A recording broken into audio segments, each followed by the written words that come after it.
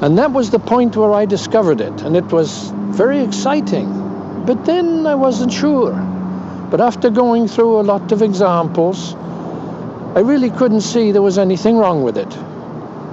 That's the way with laws, you know, they have some exceptions, but in the end, I think this one was all right. The law finally explained the phenomenon known as grammatical change. In the past tense of strong verbs, there was sometimes an alternation between consonants in the singular and plural forms. Old English, for example, had teach, I pulled, but tugon, we pulled. Cheas, I chose, but kuron, we chose. At one point, part of the conjugation had stress on the root syllable, other parts on other syllables, producing the above forms, as well as the alternation in modern English was were. We can therefore reconstruct Proto-Germanic forms such as tauchi, tuhun, kausi, kusun, wasi, wesun. Sounds at the beginnings of words were generally not affected by Verner's law, though some have drawn connections between Latin cum, meaning with, and the Germanic prefix ga, which can mean, among other things, together. Though Verner's law allowed us to understand more about etymology, it was most significant in that it introduced the concept of free stress into studies of Germanic. That is, the idea that early Germanic did not necessarily have root stress across the board, as in German, but had variable stress, as in the difference between the words vary and variability. Verner's law raises some interesting questions. 1. Did the law operate only in the Proto-Germanic era, or did its period of operation extend into the West, North, and East Germanic eras? 2. Why did Verner's law, like Grimm's law, seem to work erratically? Some words appear in different Germanic languages having been affected differently by Verner's law.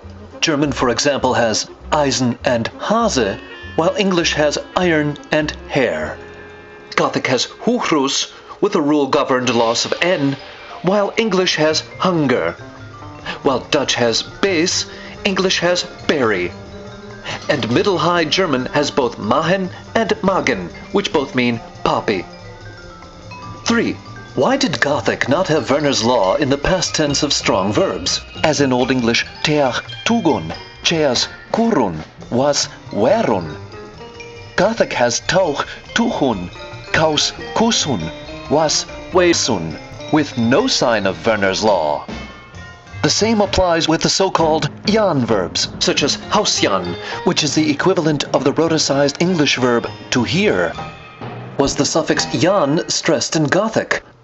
Even if it wasn't stressed in Gothic, the discrepancy indicates a change in stress in some parts of the Germanic world beyond the Proto-Germanic period. 4. Why do some verbal endings in Germanic not match? The Indo-European third-person singular verbal ending contains a t. This ending shifts to th in Germanic by Grimm's law. Thus, bindeth, he, she connects, or binds. If the verb is stressed on the first syllable, Verner's law would give us binded in West Germanic, with a voiced ending. German has bindit, but this t is from a West Germanic d. In Old English, however, the form is bindeth, which implies stress on the second syllable, since the ending is voiceless. Do Old English verbs have a different stress pattern than other West Germanic verbs, indicating a split in stress patterns as late as West Germanic?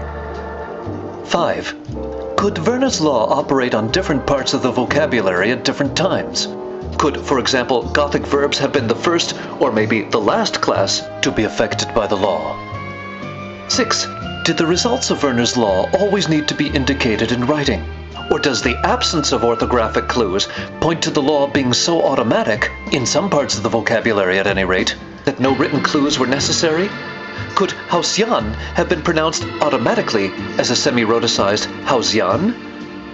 The overall question is, did free stress, or elements of free stress, persist in West Germanic so that Verner's law could operate longer than we think it did? Could a shift to across-the-board root accentuation have started in Proto-Germanic and then continued, by analogy, and then only gradually in West, North, and East Germanic?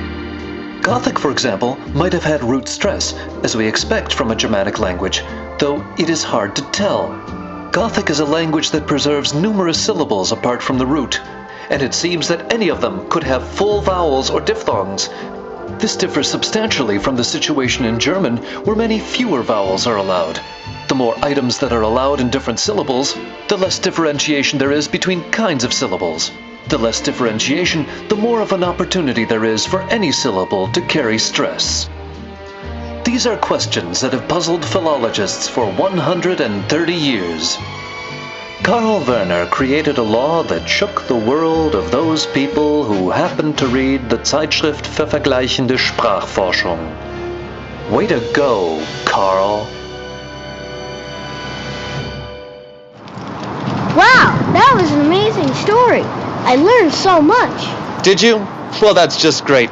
You see, Frankie, the more you know about the rules of early Germanic prosody, the more rewarding life can be. Now, how about an ice cream cone? Gee, that would be swell. But what about Mr. Verner? Oh, I'm sure he's fine.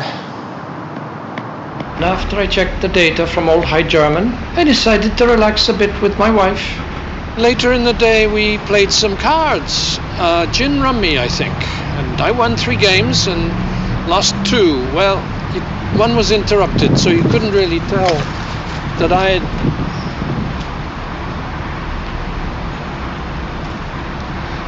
And then we found this box, and it had this thing in it, what do you call it? I can't remember the name of it, but we found one, and it was